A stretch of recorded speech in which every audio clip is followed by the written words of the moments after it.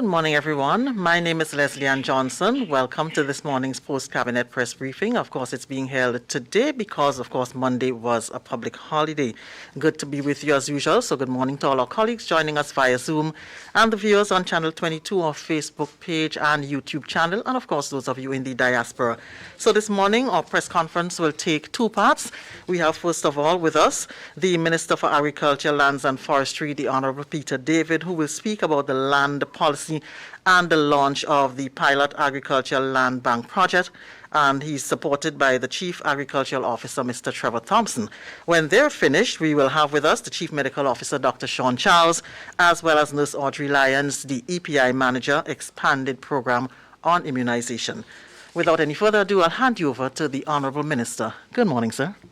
Thank you, Madam Chair, and welcome all the media and other persons out there listening. We have with us the Chief Agricultural Officer, my dear brother Trevor Thompson, and we're here this morning to give you a brief statement and certainly outline some of the major things happening in agriculture. We are going to focus, there's a lot happening, but this morning we are going to focus on a couple of things. One is our land policy. I think it was announced, I think it was in the last Parliament that we passed in Parliament the land policy legislation. It's been something that's been called for years, and late last year we completed the draft policy on that, and we brought it to Cabinet, and we are in the process of preparing some legislation to bring to Parliament in that regard. And we are also going to talk this morning about the pilot agriculture land bank project.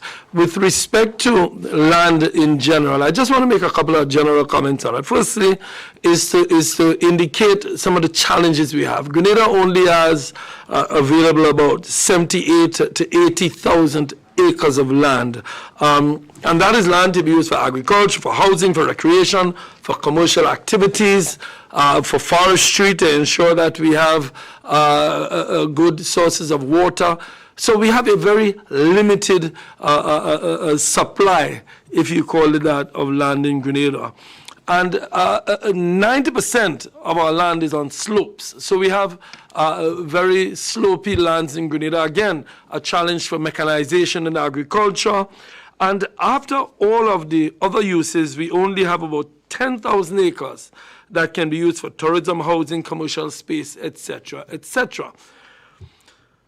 And in all of that, the government only owns about 10% of the land. Most of our land is in private hands. So there's a limit that the government can do with respect to itself becoming engaged in land distribution, agriculture, and other ventures that requires land. So that is one of our major challenges. And there is a huge demand for land now as families expand, as persons grow older. Everybody wants to get their home, which is a very noble aspiration.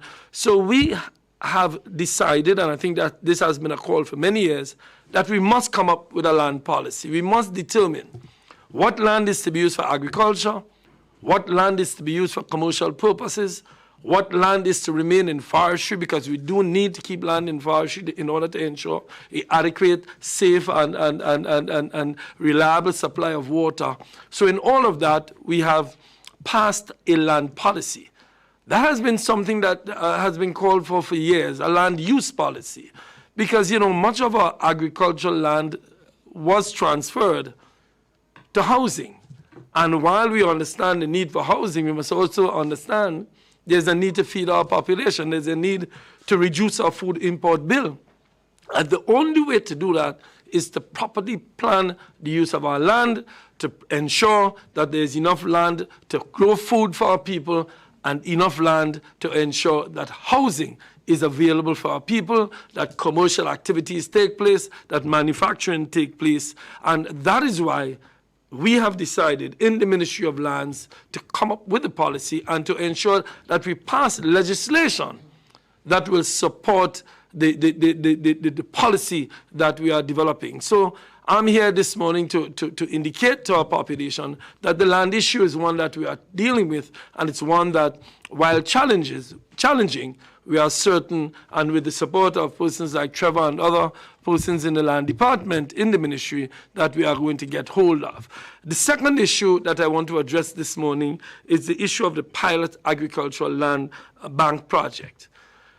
What we have here is a project that is aimed at ensuring that young people, old people, middle-aged people, everybody who is wants to get involved in agriculture can get involved in agriculture, and we make available land for them. The fact is that COVID-19 has taught us one lesson, that agriculture and food is critical. In COVID-19, everybody was facing shortages, and as a result of that, I am amazed at how many people are now interested in agriculture. Young people, middle-aged people, they're all trying to get into agriculture for very, very good reasons. Either farming itself, doing fruit crops, doing vegetables, or livestock. Our food import bill is way too high. We import $30 million worth of chicken, $300 million worth of food every year. We need to correct that. So when we see persons coming forward wanting to get involved in agriculture, we are deeply, deeply appreciative of that, because that is what we need. But one of the challenges they have, at least there are several challenges. One is land.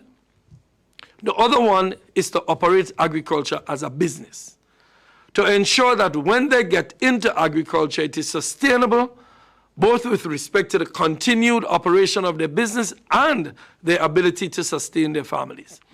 So this agricultural land bank project, and Trevor will outline a little more for you this morning, is aimed at, first of all, getting persons to apply for government lands.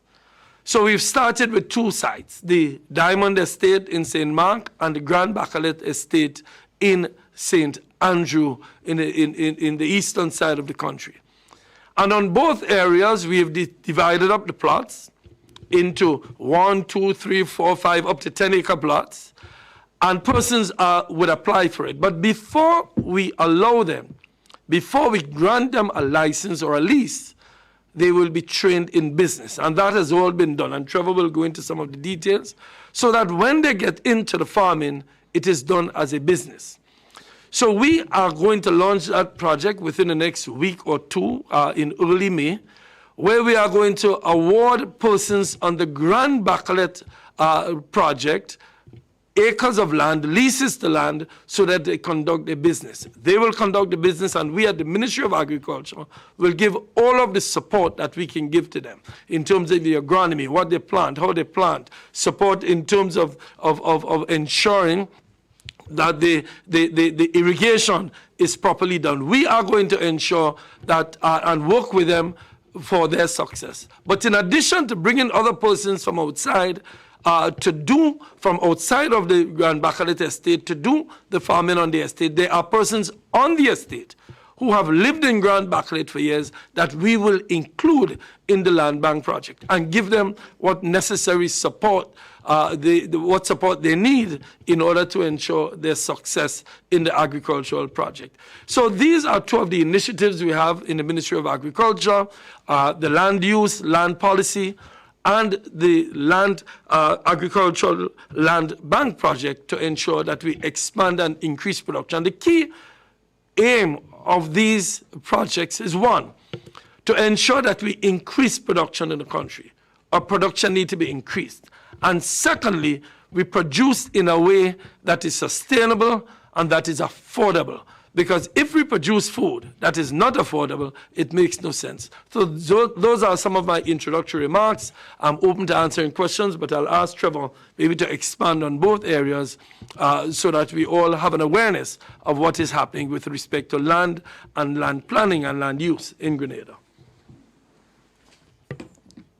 Thank you very much, Minister. Good morning to Leslie Ann and to the media and to all those who are listening out there. As Minister alluded to, land is one of the most vexing issues the ministry has to deal with on a daily basis.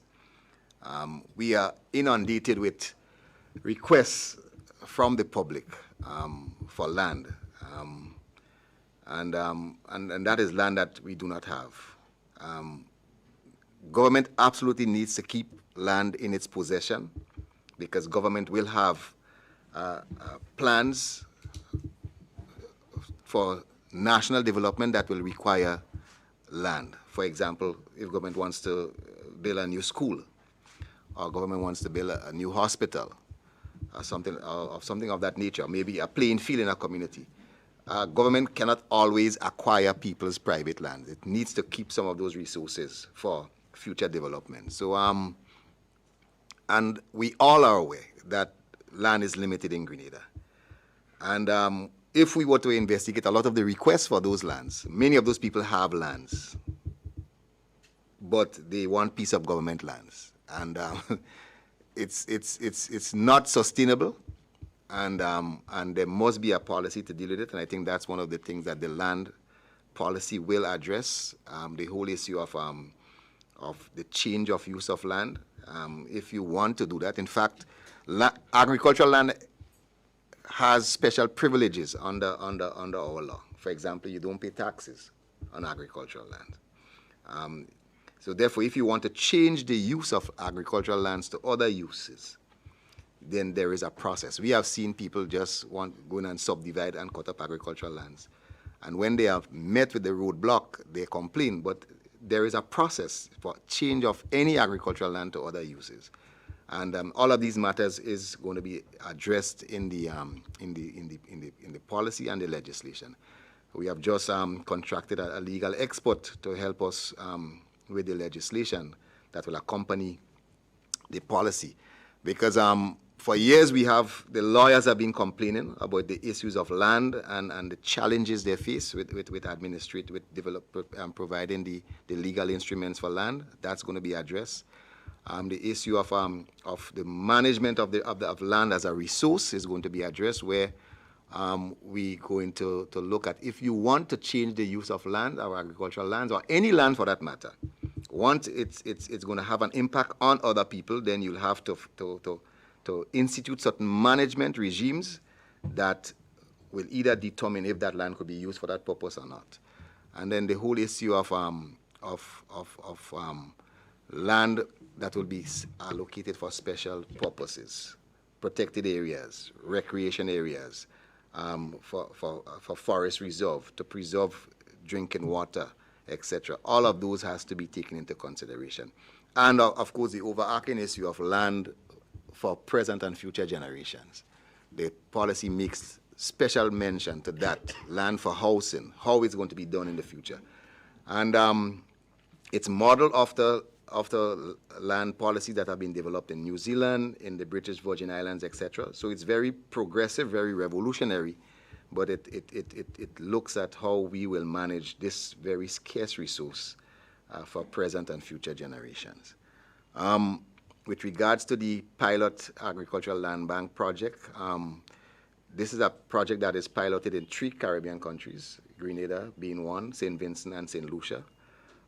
We are ahead of those other countries in terms of the implementation of that project, though it has, because of the complexity of this project in terms of what is required, the legal ramifications of issuing lease, etc. We have to make sure we get it right, because the objective is that private landowners will be afforded the opportunity to bring those lands into the land bank also, to then be leased to young people who really wants to get into farming and have a challenge with accessing those lands. We know that there's major challenges with land tenure in Grenada, meaning ownership. A lot of lands is locked up in family lands, meaning there is no clear one individual, but it's owned by the family. And with that comes challenges if somebody wants to get into farming. So the land bank is aimed to address that, and the target audience is youths. We want to ensure that we prepare the next generation to get into farming, because we know we have an aging farming population. So we, as Minister said, we hope to put boots on the ground, as we'd say, by at least the first or second week in May, so that we could really get those lands into production. In fact, a lot of those lands have been there idle right? Not producing or not generating any revenue. And that is the priority, is to put those lands back into agricultural production. Thank you. Thanks, Trevor. I just want to make a comment to add something to Trevor. You just talked about, I remember back during the revolution, there was a phrase, idle hands plus idle lands equal increased production. I think that is one of the purposes of this project that Trevor just alluded to take a lot of the idle lands. And just to point out that this is the beginning of the process. Persons can continue to apply. There is more land available at Grand Bacolet. There is more land available at Diamond, and there is more land available throughout the country on the government side. But in addition to that, and Trevor just alluded to it too, we are hoping that the private sector will get involved in this, either using our land bank arrangement or similar arrangements on their side. So, for example, there are persons like, I know Mr. Leroy Nichols, he's leased out some land. We're working with him to give support to the farmers who lease his land, to help them with irrigation, to help them with determining what they produce, how they produce it, when they produce it. So we are working to take as much of the idle lands that are available, and I'm appealing to private landowners to work with us on it. I know many of them are worried about alienating the land, but there's a way in which it can be done without threatening their ownership of the land by providing licenses rather than leases. There are all kinds of ways to do that. You can get it back when you wish.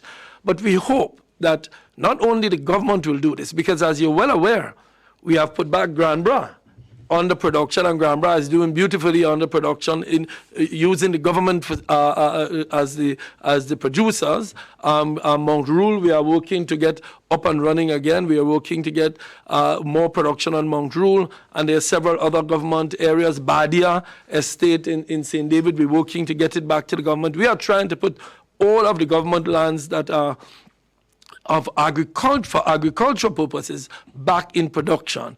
So that is why we're saying persons should continue to apply to the land bank. We have advertised, we did not receive as many as we should receive in terms of applications. So we'll ask persons to continue, and we'll continue to train. And one of the features too is that the persons who are going to be getting the land bank leases have been trained in business. And that is something that the young persons coming into agriculture will do. Yesterday we met with a group of young students from the Tamsisi Agricultural College at Maribor. And we asked them some questions. And one of the challenges they said with agriculture is that sometimes we do not treat it as a business. And, some of them said, yeah, we're into this thing to make some money, which there's nothing wrong, because at the end of the day, you have to feed your family. You're not in agriculture only because you love it, because you love it and it can pay the bills. So this land bank project will train people in business. It will give them access to lands. The government, through the Ministry of Agriculture, will give them the technical support needed to ensure that they produce what should be produced in the area, because, not everywhere can produce the same thing. So it's a partnership. And hopefully I'm inviting private landowners whose land is agricultural land and who are not currently producing on the land to work with us to have possible land bank recipients work their lands. That way we increase production, that way we cut the food import bill, and that way we have a more sustainable agriculture for this country. So I just wanted to add that to Trevor's comments. And to also say that while we do all of that with agriculture, we're still developing land for other things, national parks. We need to have national parks. You need to have places in Grenada where people can go and have some recreation. So we're working to develop national parks. We're working to ensure that the commercial areas are so designated. But agriculture and land for agriculture needs to be put under production, because that is what we mean by agricultural land, not just designated agricultural land, but being worked on as agricultural land. Thank you very much, Honourable Minister and Mr. Thompson. Colleagues, you've heard from Minister Thompson and the Honourable Minister. Are you ready with your questions as yet? Yes, sir. I am ready. Good morning. With my question. Good morning, Les and Minister and Mr. Thompson. I have quite a number of questions, but I'm going to start with two. The minister mentioned about increasing production. Can he tell us or explain to us if Grenada is looking to get into specific crop production types of crops, or we're going to just be increasing production of everything. Now, linked to agriculture is this whole issue of seeds and fertilizer and so. And when we see what is happening in the world now, we're hearing of shortages of fertilizer and increase in the price when you do land in Grenada. There is this whole issue of seeds, getting seeds to do this production. Can the minister paint to us a better picture of how we're really going to take that approach to increase production with all the links that is to it? My other question has to do with the use of land. Ms. Thompson mentioned that the policy is modeled after Sweden and BVI and another place. With regard to the BVI, I know there is something called zoning of lands. So can he explain to us or tell us whether now Grenada is going to get into a zoning of the land, what lands can be used for, where it is located, and what are the possibility of rezoning after a period of time? Because in the BVI, I know that you can rezone the land after a time. For whatever reason, you would have to apply through a process to get it rezoned. So can you explain to us a little more about that zoning of land as is in the law there, because the law Grenada is going to adopt is modeled after those countries. And my final question is to the minister is, sometime in November, you would have presented the amendment to the Drug Use Act. Can you provide to us an update on what is the status of that and getting its final reading and approval in the Parliament, the Houses of Parliament of Grenada? At the time of laying that piece of legislation, you said it's going to be there for 90 days. 90 days has since lapsed. We're going on to probably 120 days now, because that was since November. We now into April. Update us as to what is really going on, please. Thank you all. Thank you, Linda. Excellent questions. I will deal with the first, Trevor deal with the second, I'll deal with cannabis, the third one also. With respect to increased production and what we produce, that is a discussion that is being had at the moment. In fact, when we visited Ecuador, myself and Trevor visited Ecuador to a food and agricultural organization meeting a couple of weeks ago, we did have some discussions with our regional partners, St. Vincent, Dominica, St. Lucia, agricultural ministers, because one of the issues that we have to confront all the time is whether or not we all could produce everything, or whether or not we need to look at what we produce best and produce it. I don't think there's been that kind of planning in the past. Of course, the Windward Islands have always worked together, so there's nothing new in working together as the Windward Islands. But we need to determine what best we produce, and should we, while we will produce everything at certain levels, there are certain things that we may have to concentrate on according to our capacity. So, for example, in Grenada right now, we do cocoa, nutmegs, and I think soursop is coming up. So there are things that we do well in Grenada. There are things that other islands do well in. So we may determine that as a region, and we have some meetings scheduled. In fact, I spoke to the Minister of Agriculture in St. Vincent, who is the lead minister within the OECS on agriculture, to discuss just that. So yes, Linda, it's a critical question. Should we produce everything? Of course, we will produce some of everything, but we hope to focus on those things that we have a competitive advantage in, and some of us know the products that we do have that already. So, for example, soursop, we have a market into the U.S. that none of the other islands have for soursop. So we have an advantage in soursop, we have an advantage in cocoa, and of course, an advantage in nutmeg and some other crops that we can certainly identify. One of the issues that we discussed at that meeting too was transportation. One of the big issues with agriculture in the region is movement of goods. Those of us old enough remember the federal palm and the federal maple. I remember traveling up the islands with the federal palm, I think it was sometime in the 70s, and I was down in a hole with goat and sheep and a whole lot of vegetables and so on, while you're sleeping on a bunk, and right next to you is a goat, because movement of animals and movement of agricultural products took place in the region. The boat went from Trinidad all the way up to Jamaica, federal palm and federal maple. We need to look at transportation, and one of the tasks that we have given ourselves in the region is to find partners either at the state level or at the private sector level to get on board some transportation so that we can move the products around the islands. We already have sufficient capacity out of the region, but certainly within the region, sometimes it's easier to get to New York than it is to get to St. Vincent and the Grenadines or Trinidad and Tobago. So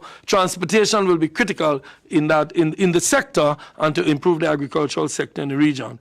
With respect to increasing production, and the question of fertilizer and seeds and so on. Well, first of all, let me say this, that we have invested more than nearly $1 million in improving the Ashandan propagation station, the Maribor propagation station, the Maran propagation station, and the Laura facility for livestock. And we are doing that. We are improving these propagation stations in order to better supply the farmers, not only with quantities of planting material, but also good quality plant material. We visited a farm last week where one farmer had a soursop, it was an amazing size, and it was a peculiar soursop, but certainly we took some seeds, and hopefully we'll be able to do some propagation in the station so that we get better quality material. The Chinese, we've signed the 8th phase. In fact, we're about to begin the 8th phase of the Chinese assistance, the Chinese arrangement with Grenada, the 8th phase.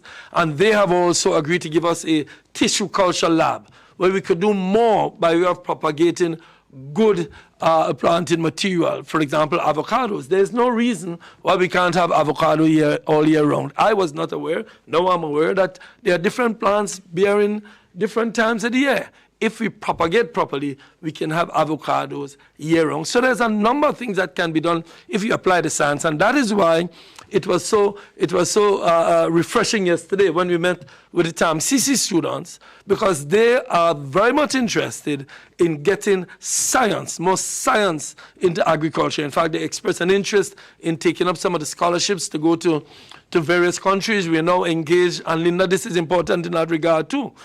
We are talking to Guyana and to India and to Morocco and several countries who give us scholarships so that we can get more training for our agricultural science students and certainly for our farmers. With respect to cost of fertilizer and seeds, absolutely. It is a problem. Fortunately for us, and I will be speaking more about this later on, that in 2010, I feel privileged that I signed the initial agreement with the Kingdom of Morocco to provide us with fertilizer. We've just received a shipment of fertilizer, many tons of fertilizer that we are going to be allowing our farmers to purchase at reduced prices. The details are going to be given out shortly within the next week or so. We'll begin the process, but we will make fertilizer available to our farmers at very concessionary, very, very deep concessionary prices so that we can make up for the increased prices with on the world market now. With the war in Ukraine and with COVID-19, between both of them, prices have skyrocketed. Similarly, with seeds and other inputs into the sector, we are having discussions with Morocco, as I said before, with India and other countries throughout the world in order to see if we can get some bilateral assistance so that we can increase inputs into agriculture at a price that is affordable. Because as I said earlier, we don't only want to increase production, we want to increase production, allow food onto the market at an affordable price for the consumer. So we are increasing propagation at the stations. If you visit the stations now, in fact, we'll be opening them within the next week or so. They are ready to be opened. They have now been refurbished. Ashandan, Maribor, Maran, Laura refurbished in order to allow farmers access to farms, and we are in the process of upgrading the extension division. But that we'll leave for a further conversation later. Trevor, I think you received a question from Linda on the BVI.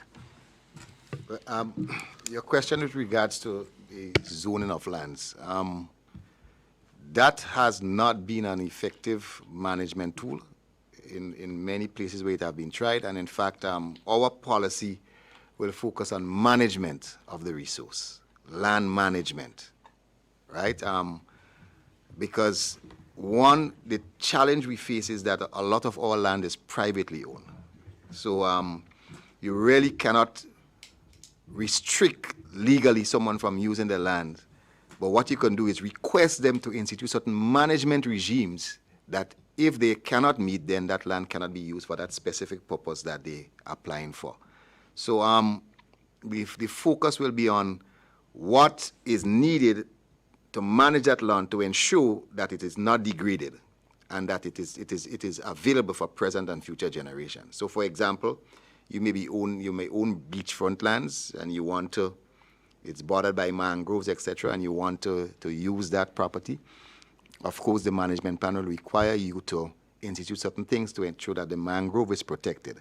Because if you were to remove it, it can have an impact on your neighbors to the north and to the south, and then you will be reliable to compensate, etc., for that. And we hope that will be a deterrent. So the idea is, one is to ensure that we do a comprehensive land mapping inventory of all of the resources. And then the second one is to identify all the areas that have threats of natural hazards, that meaning it's susceptible to landslides, subsidence, erosion, etc. And then identification of agricultural lands, lands that has the potential for agricultural production, lands, state lands that could be utilized for housing or in the urban areas, mapping of those, ensuring that we have comprehensive data on Crown lands. You're hearing all kinds of people saying there is government land, and when you investigate, it's not government lands. And so many conflicts are arising because of that. So we must ensure we have a comprehensive database of all Crown lands. It doesn't reside in anybody's brain, but it's in a system that could be accessed by the public and by the authorities who has to make decisions. And of course, lands that is suitable for community activities, recreation areas, natural or protected areas, cultural landmarks, historical sites. All of these needs to be protected and mapped and available for public access. And then lands that are vulnerable, meaning lands that if you don't protect it because of its location, because of its slope, etc., it could be it runs a threat of having an impact on people's livelihood, maybe traffic flow, etc., that needs to be protected. Sometimes you see people doing things on lands that is not suitable for that purpose. And so the policy is going to address that. The legislation is going to address those kinds of issues. So that at the end, we will all have a management plan that for the country that looks at all aspects, agriculture, recreation, the environment, etc., and ensure that once we agree on how this should be managed, then whoever wants to use that land has to follow those guidelines. And Linda, I forgot to address the last question. I think with the cannabis issue.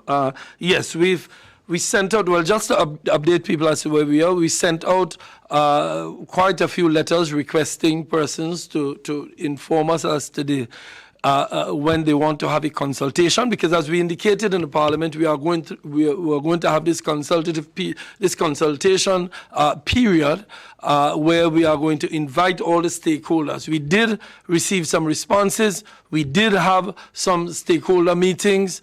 Some people did not respond, and I guess the response means that they have no difficulty with it. At least that's my interpretation. If they have a different interpretation of their non-response, their unresponsiveness, then they are open to contact us. We have, I think, the final consultation this Friday. We have a final consultation this Friday, and after this Friday, we are going to go back to the Cabinet, indicate to the Cabinet what was the response.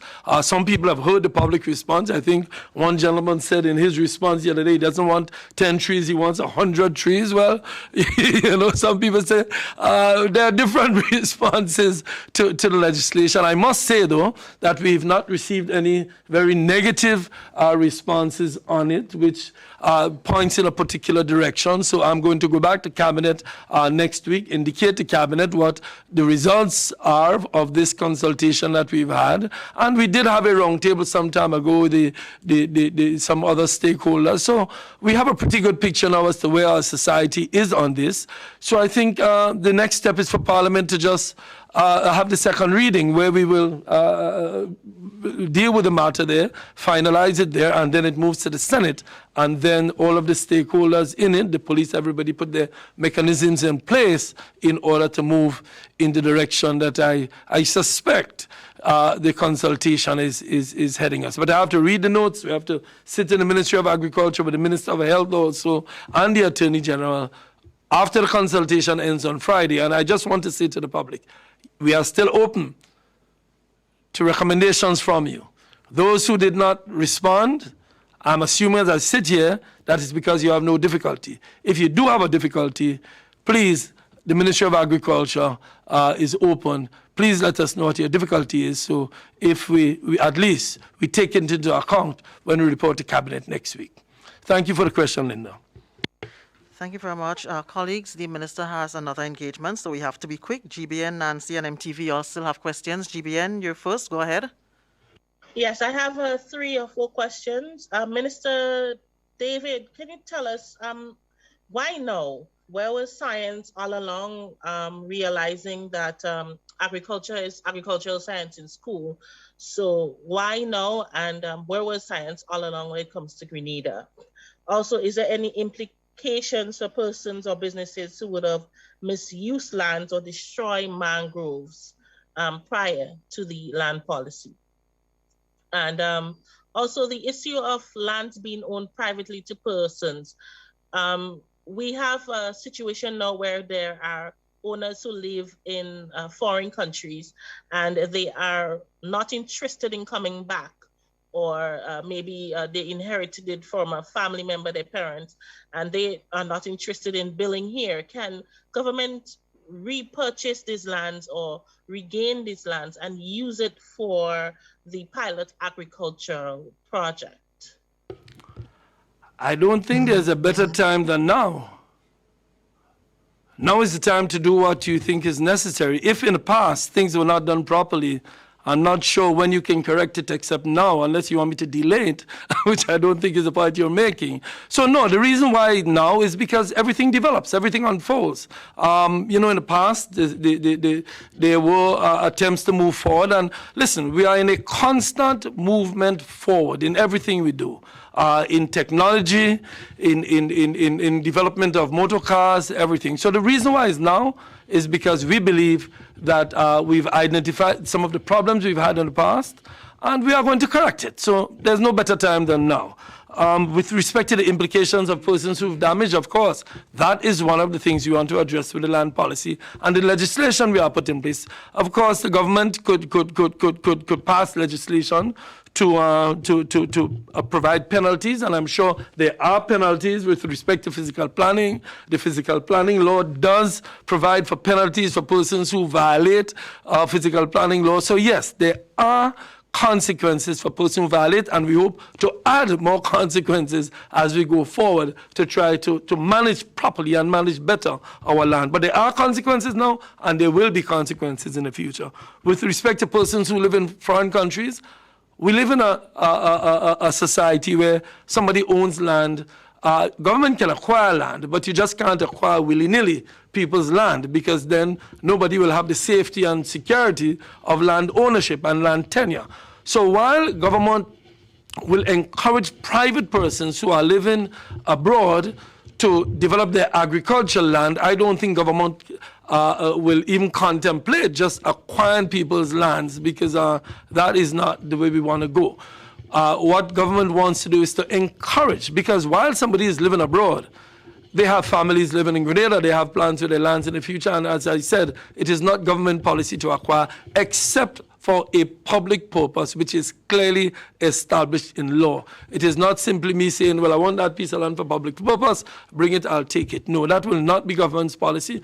Government's policy is to encourage, to use the patriotic message to them to allow your land to be used for agricultural purposes. Work with us in that regard, and we hope that slowly but surely, as 1 or 2 or 3 individuals get involved, other people will realize that it is a safe thing to do, and the land will be waiting for them when they return or when they decide to use it for other purposes. So that our thing is moral suasion to try to get them to move in a direction that we believe all of society would encourage us to do. I'm not sure, Trevor, you can add something.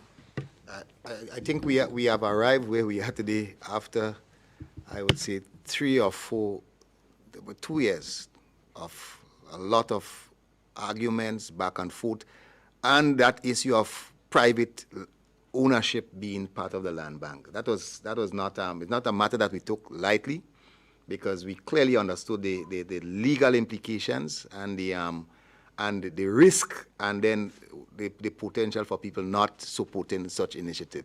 So I think the Ministry of Legal Affairs did a very, very comprehensive review of all that has happened with those kinds of policies and land banks in other countries where it has existed and is successful, before we finally agree on what kind of lease arrangement would be developed and the terms and conditions that are there. We know agriculture is a very complex science, complex practice, and that requires, some people want to plant permanent trees, some people don't want any permanent structures on their lands, etc. So all of these were taken into consideration. And so, of course, the terms and conditions of how you put your land into the bank to be leased to private individuals is clearly spelled out there. So you have no fear of putting your lands there and you can't have access to it when you want, right? Of course, whoever is leasing that land is expected to have the resources to do the investment, right? And of course, there is no legal issue with title or ownership or even mortgage on those lands. You are secure with that is concerned. So, so I think the lease agreement is going to be made public, so anyone could read it. It's going to be on the website, so you can go and look at it. And it went through a very comprehensive public scrutiny, review, etc. And I think we quite satisfied that it's a comprehensive lease that protects everyone, including government. Government is not going to put its land in the hands of people, and when it's ready for it, it can't get it back. So there are terms and conditions. If you're not using the land after a certain period of time, it can be repossessed, etc. It's clearly spelled out. So I think the public has no fear to put those idle or even abandoned lands back into production. We need to. We have to ensure that we are food secure to some extent in Grenada. Thank you. Thank you. Nancy McGuire, you're up next, and then MTV, and then we'll end this segment. Nancy, go ahead. Thank you. Good morning to everybody. Minister David, you had said first that the land policy is approved by Cabinet and that it's now going to go to Parliament. Could you just clarify that for me? And if that is the case, where is the land policy? Can we see it? Yeah, the land policy was approved by Cabinet sometime, I think it was last year, October, November, the policy, and now we're preparing some legislation. We've just contracted with an legal expert in that regard, who is going to give us the legislation to have a mechanism to ensure that the policy is properly implemented. So it's a process, ongoing process, and certainly the policy is available online. So if you go online, Trevor Thompson or myself can direct you to it if you contact me. But yes, it's available for you and the public. Thank you. In your support, you've focused a lot on young people and training young people, students that have expressed interest in getting into agriculture. But there's a group of farmers that are just beyond that 35-year cutoff age as young, that have received support and are now attempting to maintain, sustain, expand their farms. How are you helping them? And are there any provisions for farms that are organic, or that can be certified organic? Because you had said earlier, focus on what Grenada can do best, and one of them is, I would think, organic produce. And finally, you talked about transportation within the region, and the other day they talked about that in terms of airlift. So is there any progress there? Thank you, Minister.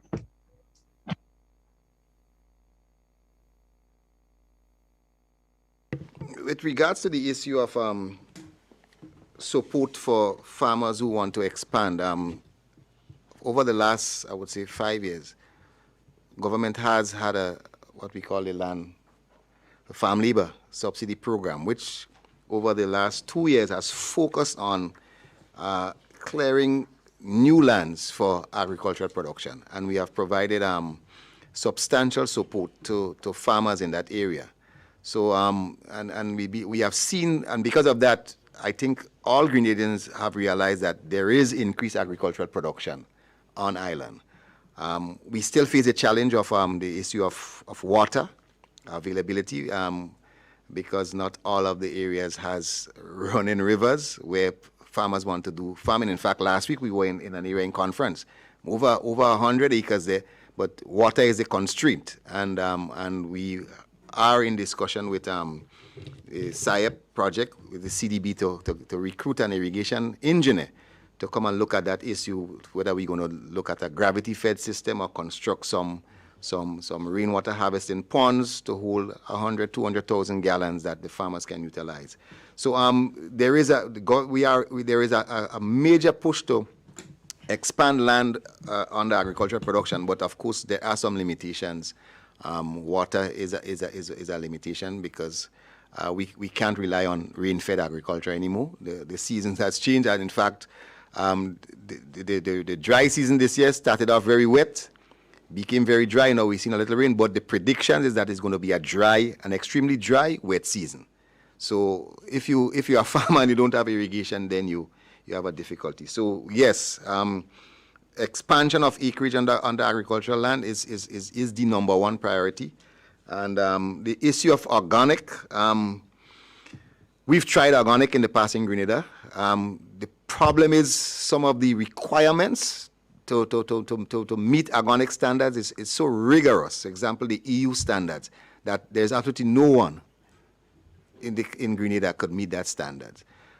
So what we have to do and what we look at is redefining what organic means to us, and not adhering to a standard that is set by some international regulator that they themselves cannot adhere to. All right, and of course that requires branding of our own products. In fact, we have had a discussion on that as climate smart agricultural products from Grenada. Grenada's green climate smart agricultural products, so that we could market it under that logo. But the issue of organic is not as simple as most people think. It's a highly technical term that needs some clarification with how we define it, and I think that's a challenge we'll face going forward. I just want to address one of the other issues. I'm sure Trevor, we've done some work on that. The question of access to farms. One of the things we've been working with, and I want to pay tribute to that, with the GCA and the GCNA, Cocoa and Association and the Nutmeg Association, to improve access. Somebody told me when I became agricultural minister, if we can improve access into some of the farms that have now become inaccessible as a result of the hurricane and other events, we can increase agricultural nutmeg production by 20%. So we are working with some of these people, some of these farmers, to improve access. One of the things that we are trying to do is to improve our mechanization possibilities, getting some equipment, and we've already received some equipment that can help us clear roads into these farms. Because many of the farms are there, the roads are falling down, and the nutmeg trees are there, and they're producing and they're dropping, but we cannot pick up the nutmeg. So we are working with the GCA and the GCA and the GCNA and individual farmers to improve road access. Apart from roads being done by the Ministry of Works, roads being done by SIEP, apart from these roads, we at the ministry are working to clear some road access into farms to allow farmers to be able to access their farms and to reap, but also to plant. There's a whole lot of land remaining unproductive now because of lack of access. So apart from the farm labor program that Trevor alluded to, we are also trying to provide the mechanization to allow access by the farmers into these farms.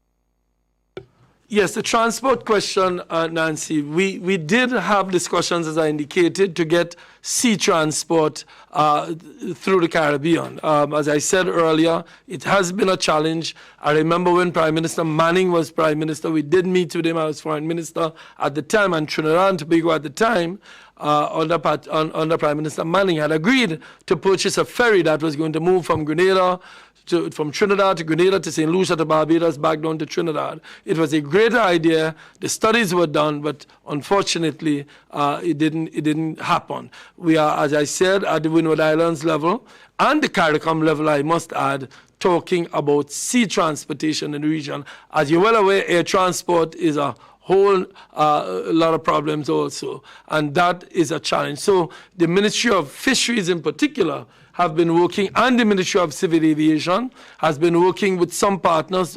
I don't have all of the details, but I know Minister Yolande Bain Horsford and Minister Claes Modest have done a lot recently to get air transportation into London, into the US, are working with some private partners in Grenada. I do not want to comment on it. I'm sure they will comment on it, and they have had some success in that regard.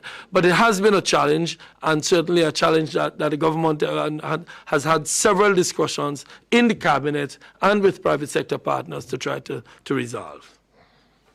MTV, final question from you. Go ahead quickly, please.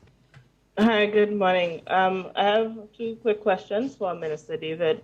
Under the pilot land bank project, you talk a lot about the crops and so, but I'm hardly hearing much about livestock. How do we plan to improve our livestock? And my second question, can I get an update on the crop compensation schedule and the pre-Alasani fund, which was supposed to be established in January?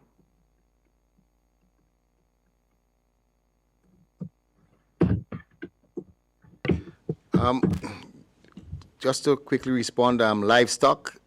So the land bank project does not exclude any agricultural production area. So livestock is a part of it. There are business plans that the farmers have indicated they want to do livestock, whether it's poultry or other livestock products. So that is part of this. So there's no restriction in terms of what the farmer wants to do. There may be even some applications that looked at the whole issue of processing, agro-processing, right? So all the farmers who produce, they may build a facility to process some of those products. So there's no restriction on that. The committee that is reviewing will look at what's presented and how feasible the business plan is. And that will be one of the factors that will determine what activity happens there. In terms of the Alasani Fund, in fact, we've had some healthy discussions on that recently.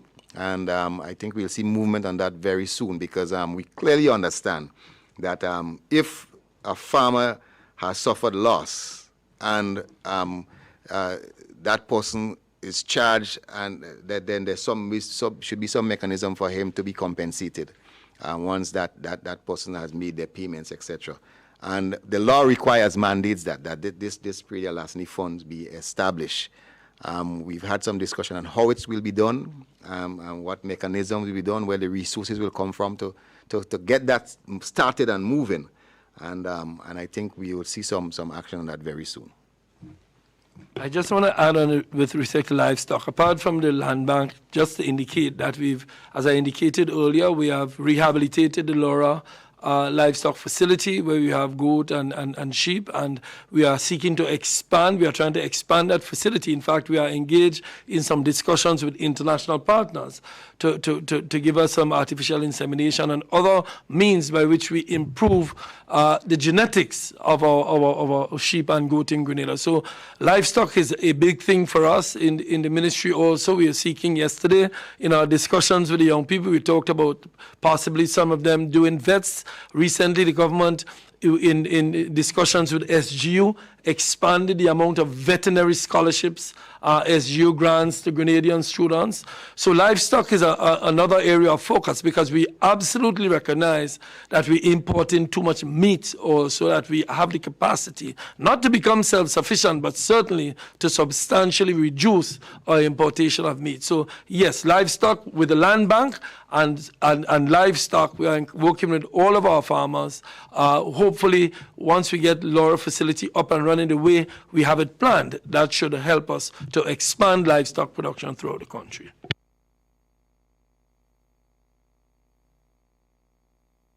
Oh yeah, that is, we admit that that it's outdated, and that needs to be revised. Where the prices are, some of it was from in the 1970s, and the price of a coconut tree or a cocoa tree, etc., is not the same what it was then. So a sub tree is like gold now.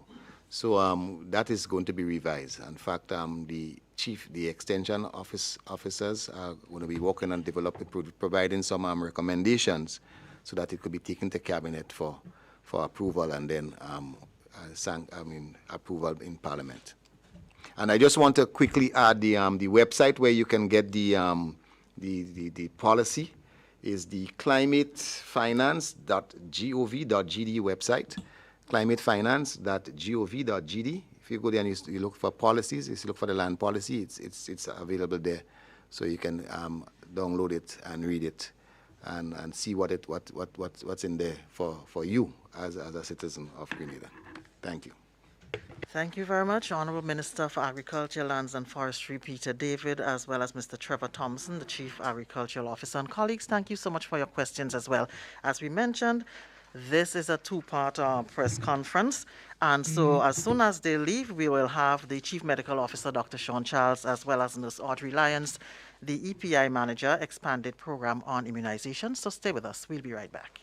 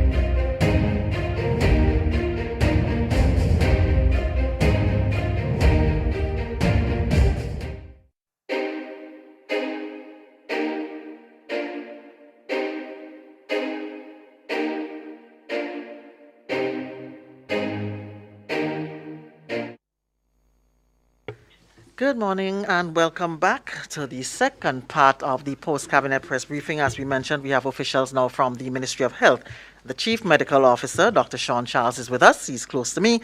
And Nurse Audrey Lyons, EPI Manager, she is also here. So basically, Dr. Charles will just give us an update in terms of COVID. We know we don't get the dashboard every day because the cases had dropped down, but we still get them. And the cases, we have seen a little rise in the cases, so he'll give a basic update on that, and Nurse Audrey Lyons will look at Vaccination Week, which is upcoming. So I'll hand over first to Dr. Sean Charles. Good morning. Good morning to you. Good morning to my fellow panelists, our EPI manager, and good morning to the public. So, yes, I will start by providing a brief situation update as it relates to COVID-19. Now, what we must be aware of is that COVID care is now integrated into our routine primary health care or community health care activities. And not just community, even at our hospitals. We do monitor many diseases, and we do provide periodic reports on these occurrences. In particular, communicable diseases, we do a weekly report that we provide to the public. But due to the newness and the importance of COVID, right now we are doing the dashboards about 3 times a week: Mondays, Wednesdays, and Fridays. So we try to keep the public up to date with the information then.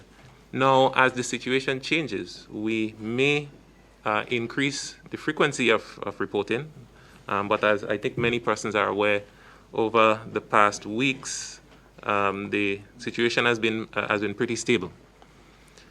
So, as of, I'm going to give you the situation locally as of 19th April. Well, yesterday we identified 38 confirmed, or 38 new confirmed cases were reported to the Ministry of Health out of 299 tests.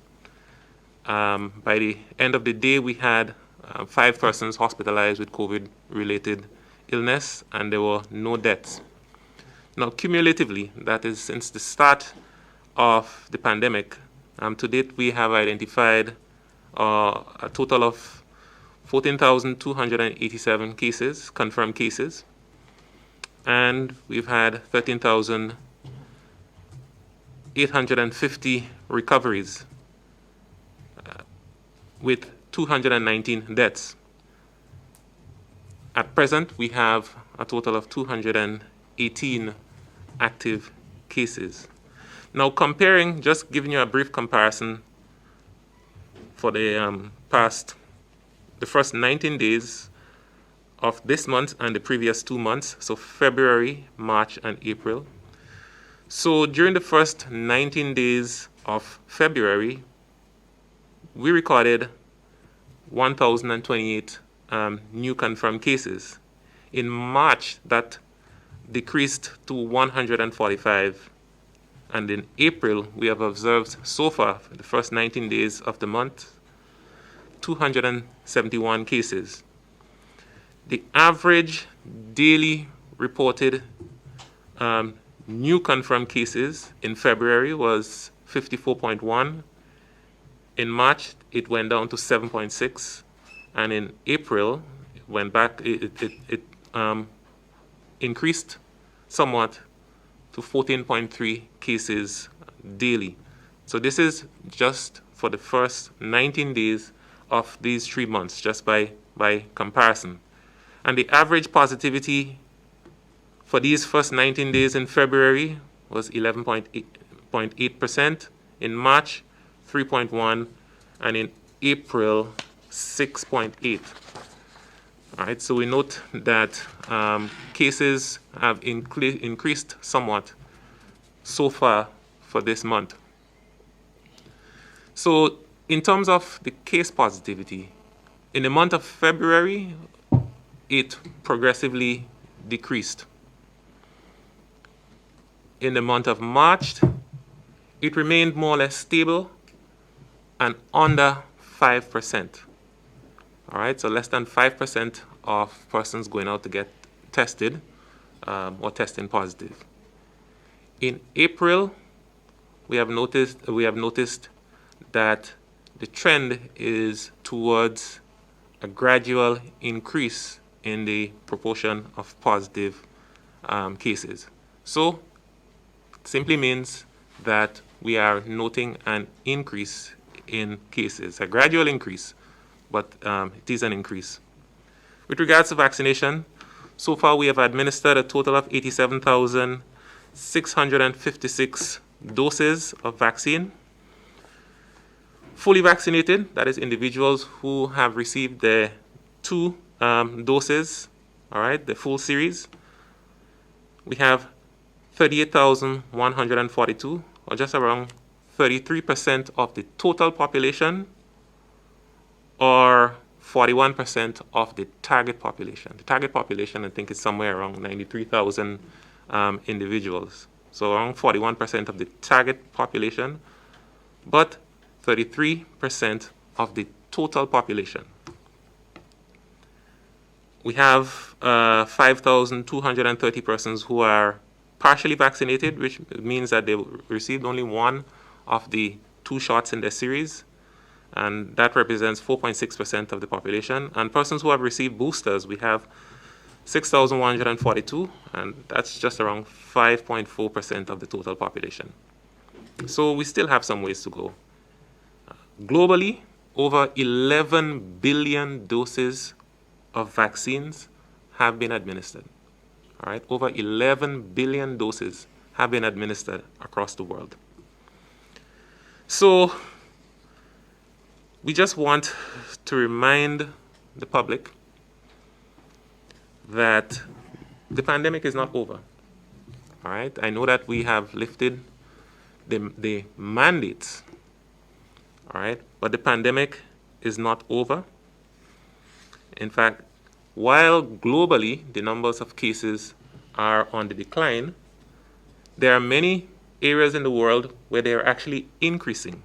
All right, we have parts of the US, we have countries in Asia like China where significant increases in cases are noted.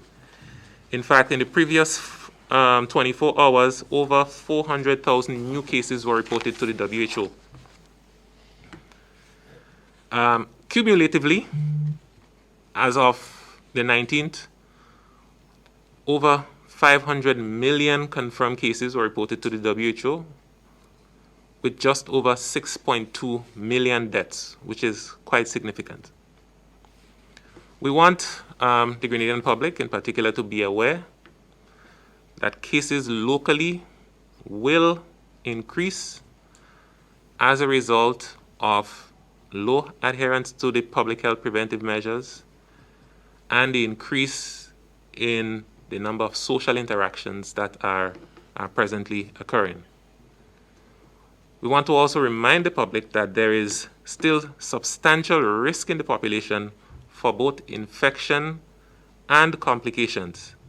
And this is as a result of our low vaccination coverage, less adherence to the preventive measures, the increased social interactions that I mentioned. There are lots of activities happening right now. We have many persons with chronic non-communicable diseases. We have a significant percentage of the population, over 16% of the population is age 60 years and above, and this puts persons at risk for complication. Now, the Ministry of Health, the government of Grenada, has committed itself to making available all or any of the WHO-approved vaccines so that persons can be afforded the chance to protect themselves through vaccination. So far, we have made available in Grenada the AstraZeneca vaccine, Pfizer, Moderna, Johnson & Johnson, and as of yesterday, we took delivery of a supply of Sinopharm vaccines. So persons have a wide choice. In fact, all of the major choices that are out there in the world, they were made available here in Grenada, so we ask persons to elect. So we encourage persons to exercise that option to protect themselves by getting vaccinated. All right, since this virus is going to continue circulating in our midst for some time to come. And of course, all these vaccines have been proven to be safe and effective at preventing severe disease and deaths. And like I say, over 11 billion doses of vaccines have been administered worldwide. We also encourage persons to remember the public health prevention measures. Now, the mandate was removed, meaning that by law, you do not need to do it, or you do not have to do it, or you will not be penalized for not doing it. It does not mean that you have to abandon it, because it is important that you practice these prevention measures to protect your own self. So right now, you have the option to protect yourself if you wish. All right? So we want to remind persons that they should wear a mask when in public and when in the company of persons who are not from their own household. They should continue to maintain the physical distance, continue to sanitize their hands to avoid contaminating themselves. They should avoid, where possible, avoid crowded, close contact settings, especially when there is poor ventilation. All of these settings favor the transmission of disease and which can later on have, its consequences. We just want to encourage everyone. I know the summer is coming. I know that many persons are, eagerly awaiting all of the summer festivities. We want to encourage everyone to be safe, practice the safety measures in order to ensure that we are both safe and healthy this summer. Thank you. Thank you very much, Dr. Sean Charles. So I'll hand over immediately to Nurse Audrey Lyons, EPI Manager. Good morning to you.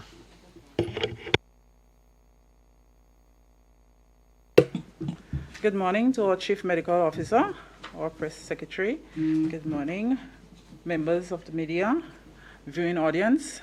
Good morning. I'm here this morning to bring more awareness to the general public on vaccination. Grenada has been doing pretty well in the past and in this regard.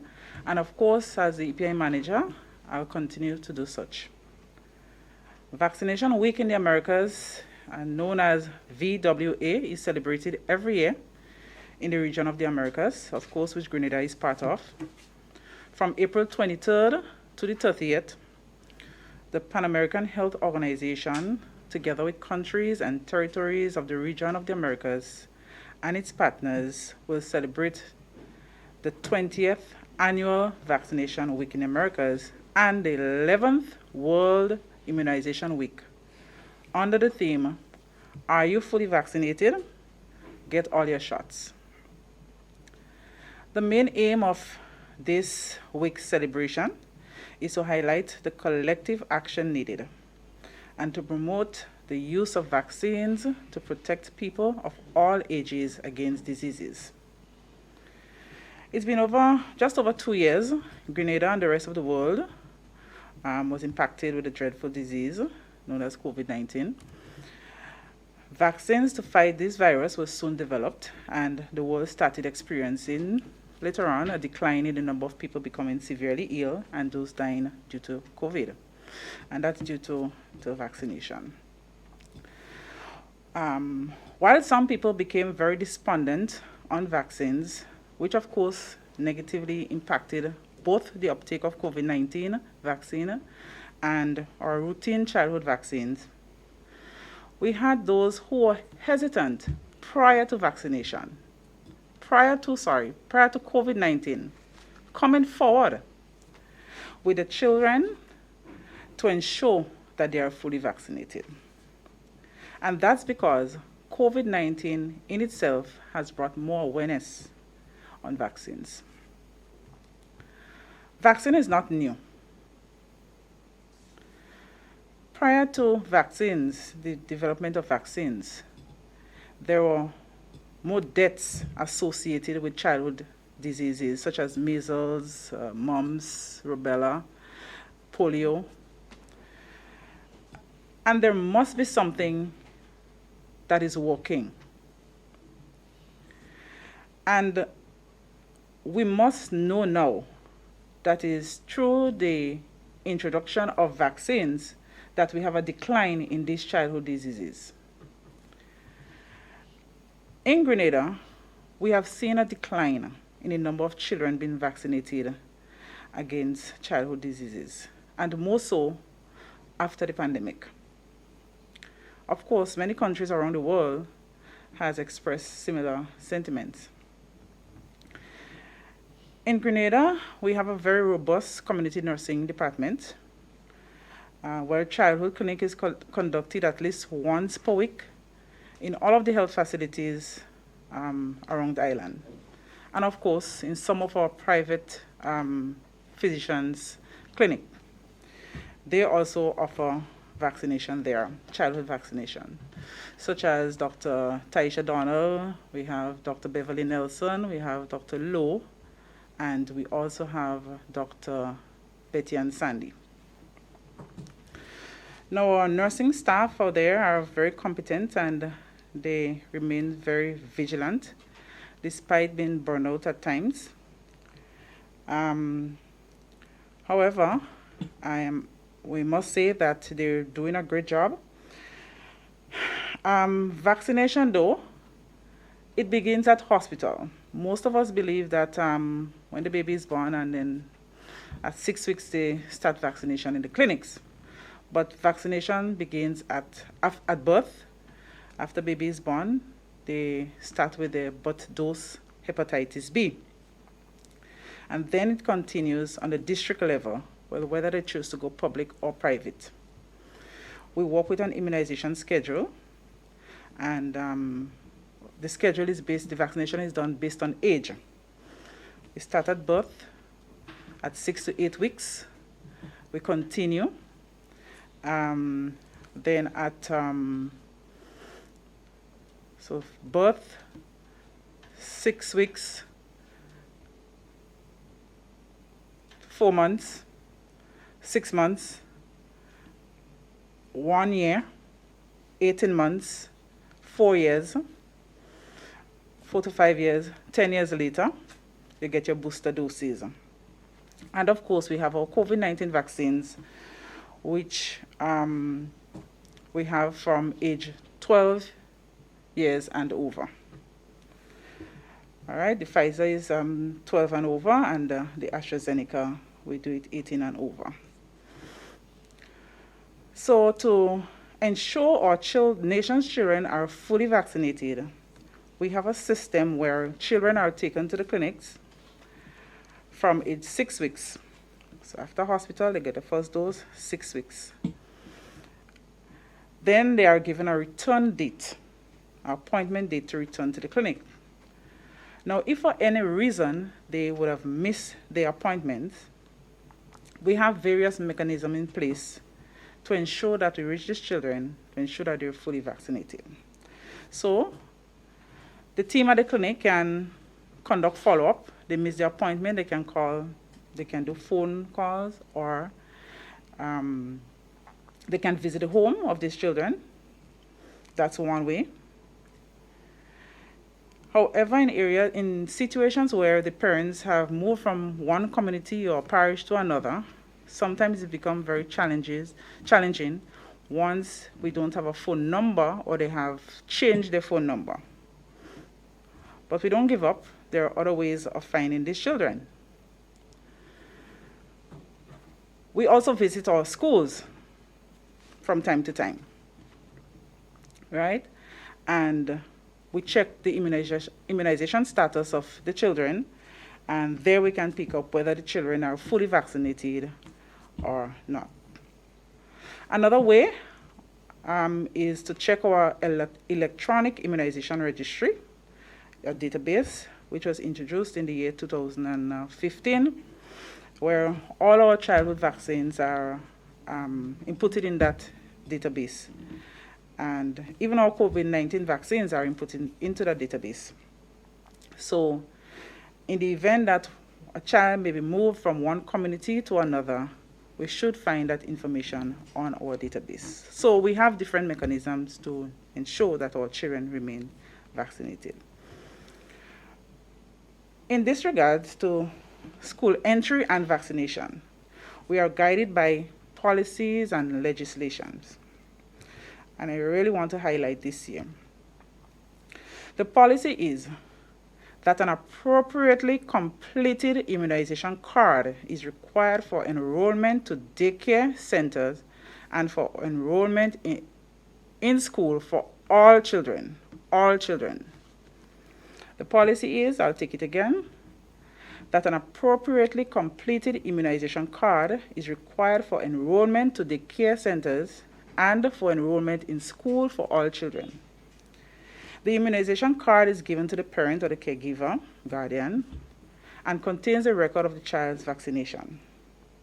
It is a responsibility of the healthcare workers to ensure all other relevant health information is documented on the vaccination card. Okay? Parents who are listening out there should ensure that you keep your card in safekeeping, because this child may need this card onto even tertiary education, but as a matter of fact, throughout their life cycle. Now to speak about, we have a Public Health School Children Immunization Act. A Public Health School Children Immunization Act.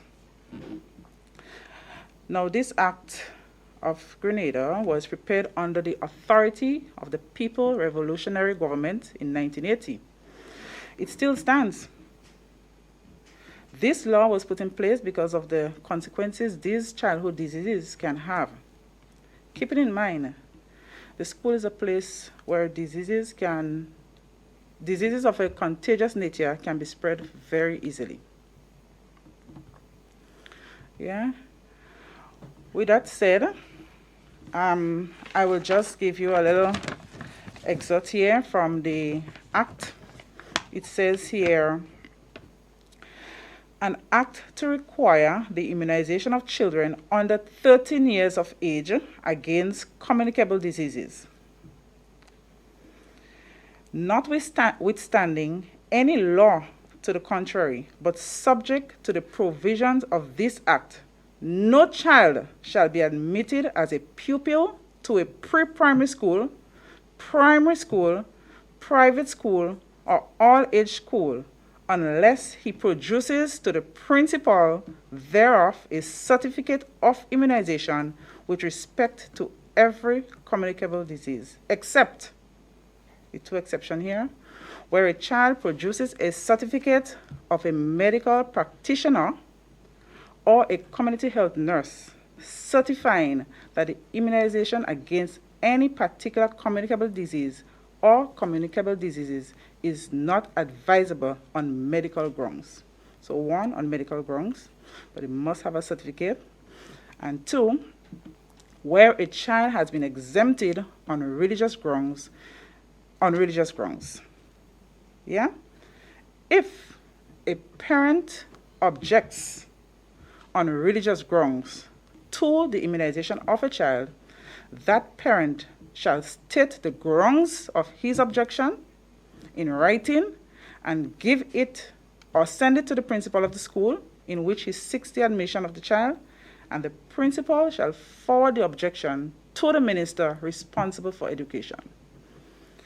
The minister responsible for education shall consider the objection and decide whether or not the child shall be exempted from immunization, and the decision of the minister shall be final. The minister responsible for health may, from time to time, by order, amend the immunization schedule. Okay?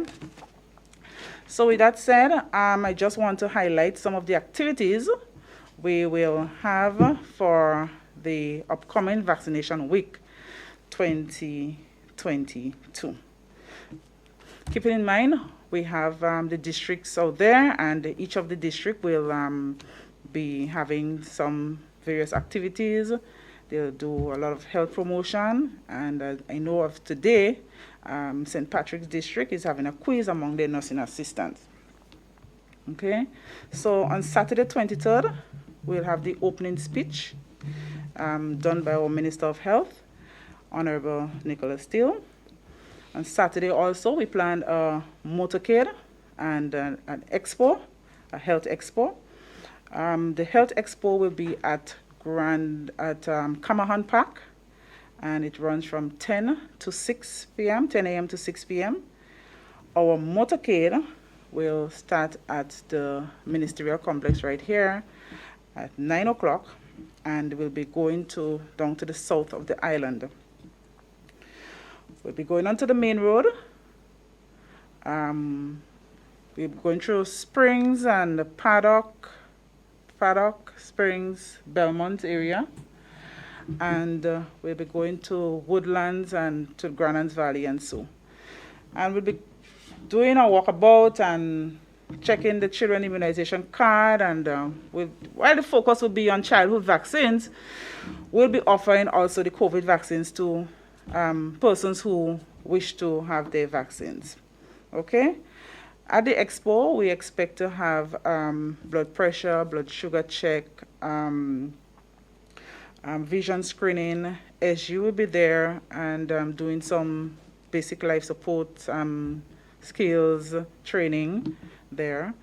And vaccines will be offered there also. On Monday, we'll be making an appearance on one of the television programs, The Next Chapter. Myself and one of the doctors from the General Hospital. Nurses will be expected to be on various media platforms promoting vaccines and informing the public on the importance of vaccination. We also decide to offer, have morning quiz on various radio stations, and a little reward will be given for those who answer correctly. On Tuesday the 26th and Wednesday the 27th, we intend to have a training for the nursing staff. Both seasoned nurses and new nurses will be doing having a workshop focusing on immunization as a whole. And let's see what's again. Thursday, we plan to have a meet and greet, more so in St. David, some communities in St. David district. And we meet and greet, we find out from people, what concerns they have about vaccines, how can we improve, and, we'll come together, we'll listen to them, come together and decide, okay, we're going to take this advice and see ways we can improve. We also have a poster competition, one student from each health district, and on the theme, using the theme. And last year we had it was very interesting poster competition. And we hope to give the children a little reward for participating and have winners, and so give them a little token. Yeah. So basically, these are the activities. As I say, other clinics, districts will be having their activities within their district. Okay. Thank you very much, CMO, Dr. Sean Charles, and Nurse Audrey Lyons. GBN, good morning again. You ready with your questions? Yes, good morning. I am ready with my questions. Just one, actually. Chief Education Officer, Dr. Charles, could you tell us exactly who gave us the new vaccine, how many we received? Was it bottled or was it donated? Sorry. So yesterday, we took delivery of, I believe, 20,000 doses of Sinopharm vaccines. Sinopharm vaccine is a vaccine that is produced in China, and it was as a donation from the People's Republic of China.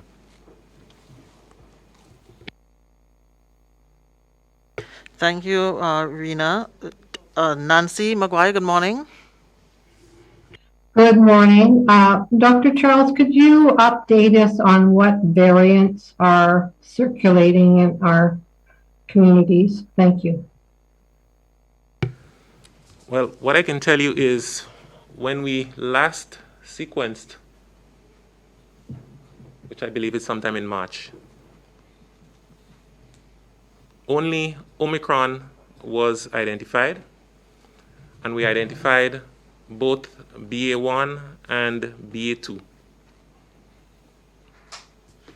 All right, so the variant that is circulating right now is the Omicron variant, and we have identified both BA1 and BA2 here in Grenada. Any other question from you, Nancy? Colleagues, anybody else with questions?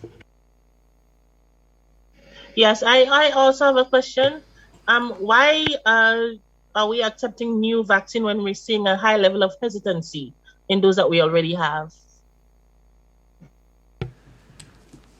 The Ministry of Health is interested in making all choices of approved vaccines available so that persons may exercise their choice. So it is possible that an individual may have a preference for a particular vaccine over the other, even though they are all proven to be safe and effective. So it is good to have a variety of vaccines that are made available to the public so that they can choose. All right? And it is our duty to make these products available to protect the population, should they so choose to make that choice and get vaccinated. We cannot wait until someone wants it in order to procure it. It's best to have it and make it available to the public so that they can choose to receive. Any other question from you, Rena?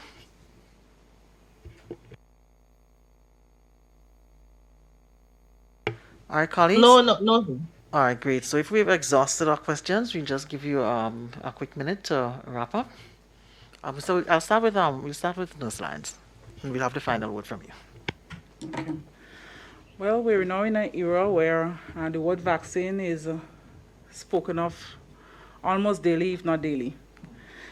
And we must keep in mind that vaccine-preventable diseases have high-reaching consequences. I would like to admonish everyone listening to ask themselves a question. Am I fully vaccinated? And if the answer is no, or if you're unsure, I'll advise that you visit your nearest health facility or your physician, and to ensure that you're advised on your vaccination status, and ensure that you make the right decision to get all your shots. That's it. Thank you very much. Dr. Charles, final word from you.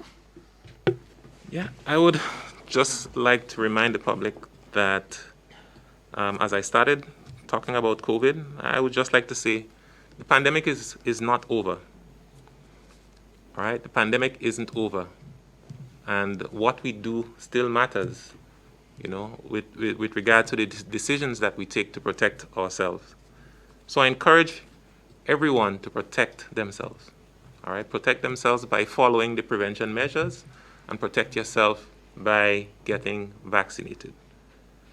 All right? And in addition, vaccination has been very important for the health and safety of everyone in this region. In fact, we are very fortunate to have grown up in the region of the Americas, where many vaccine-preventable diseases were eliminated as a result of the efforts of our forefathers. All right, the health professionals that went before us. All right, we no longer worry about measles. We no longer worry about about diphtheria. We no longer worry about children being paralyzed and dying as a result of polio. All right, we no longer worry about persons, suffering inflammation of the brain, ending up with long-term consequences such as deafness and developmental problems, because we have consistently vaccinated our children at birth. All right. I don't think this is something that we should choose to let go of, because the consequences of the vaccine preventable diseases is quite severe. It's quite severe. And we are seeing a lot of these diseases coming back. They're coming back because there has been so much noise and disinformation about vaccines, especially related to the COVID vaccines, that it is affecting our regular childhood vaccines. And many persons are electing not to vaccinate their children, leaving them at risk for these very, very severe diseases. All right? We don't ever want to, have to announce to the public that, we have detected a case of polio here. Because it means that we would have detected a child who turned up with some level of paralysis in the hospital for treatment. All right? And we don't ever want to have babies coming down with measles. All right? Because we need to have high levels of immunization in the community to protect these younger ones even before they reach the age when they can receive the first dose of the vaccine. So we must all remember these things. I know for the many young persons in the community, you have grown up in a safe environment, so you do not think about these things and you do not consider that these things are a risk. But vaccines are extremely important. All right, we need to get our coverage levels back up in order for Grenada to continue to be a safe place. Thank you. Thank you very much, Chief Medical Officer Dr. Sean Charles and Nurse Audrey Lyons, for giving us an update there on the COVID situation in the country and, of course, highlighting what will be taking place for vaccination week. So, colleagues, we also do thank you for staying with us from 10 o'clock this morning. Viewers, thank you as well for staying with us from 10 o'clock this morning. And, of course, we know we had our first part, which looked at the land bank policy, and that was done by, of course, the Honourable Minister for Agriculture, Lands and Forestry, the Honourable Peter David, as well as Mr. Trevor Thompson, the Chief Agricultural Officer. So here's when we end the post-cabinet press briefing for today. Thank you once again for staying with us. Have a blessed day, everybody. We'll see you again next week.